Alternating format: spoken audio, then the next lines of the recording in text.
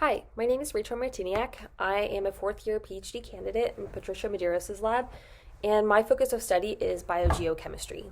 Here's a more up close picture of me and my daughter Kate. She's 15 months old. A little bit about me: I went to the University of Connecticut for both my bachelor's and my master's in marine sciences. During my master's, I was looking at floating seagrass racks in Greater Florida Bay and how they are becoming, nutrient hotspots is the term that I would use here. After I graduated from my master's, I worked for a little bit at a high school for students with high functioning autism. After that, I worked as a consultant basically for an environmental engineering firm. After I got tired of doing that, I decided I wanted to go back for my PhD because my interest that I really wanted to do was to teach. I love teaching, but to do it as a faculty at either a college or a university setting. So, for my dissertation research here as a PhD student, I have two chapters. One has recently been published, and now I'm working on my second out of three. And so, the first one is looking at dissolved organic matter and microbial interactions. What I really wanted to know was what were the key drivers of dissolved organic matter composition variability in a place called the Georgia Coastal Ecosystem Long-Term Ecological Research Domain. This is a great place that a lot of scientists in our department conduct their research at, and I'm sure that any students who come here will have an opportunity to work with that as well. My second chapter that I'm starting now is looking at the cross-shelf transport of terrigenous dissolved organic carbon from the Amazon River. And my question for this project is, what controls the export of the DOC from the Amazon River to the continental margin? So like I mentioned, my first paper has been recently published. This was an amazing opportunity to get my work out there, to go through the experience of writing and getting peer review, and also to have some awesome other scientists as co-authors with me to really kick off my career. So I won't go too deep into it, but my first chapter was looking at, again, how dissolved organic matter composition variability was affected by different variables.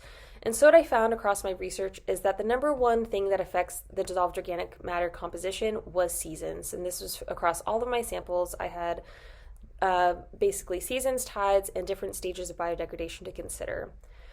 And so when I saw that there was a small discharge, basically there was not very much water coming out of the river, and so tides were not impacted.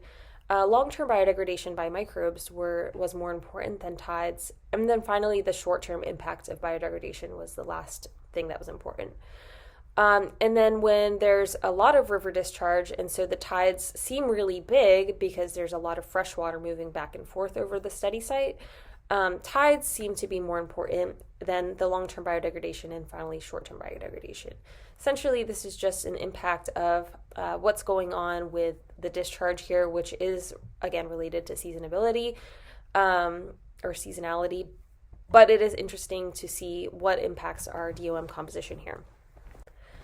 My next chapter is going to be using satellite observations, and so what I'm doing here essentially is honing in on an existing algorithm from another scientist and really calibrating it to the Amazon.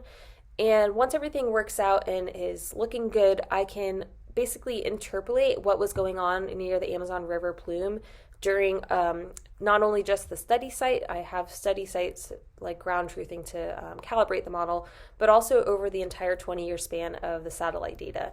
And so I'll be able to get something that looks a little bit like this, where we can see this is the Amazon River mouth, and then the blue is the freshwater plume that's coming out, and the red is more marine. And this is using a carbon parameter, basically from an optical, looking at colored dissolved organic matter, and this is the spectral slope. So that's it for my research, and I'd be happy to talk to anyone a little bit more in detail if you're interested. So on to why I like being here at UGA. There are a lot of opportunities to do outreach. This is a picture I took of taking over some hermit crabs for Marine Animals Week at the daycare next door.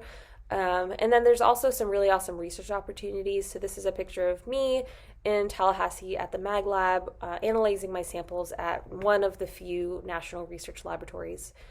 But the most important thing to think about when you're coming to your graduate studies is about the people you're going to be working with.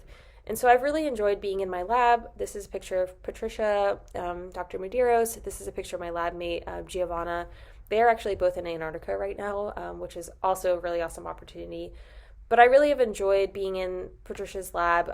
It's great working with her, and it's really important to get along with your advisor so that you can have these awesome opportunities like I've had.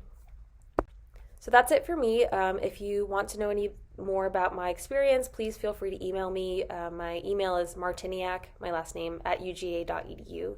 And I hope you all have a great rest of your recruitment.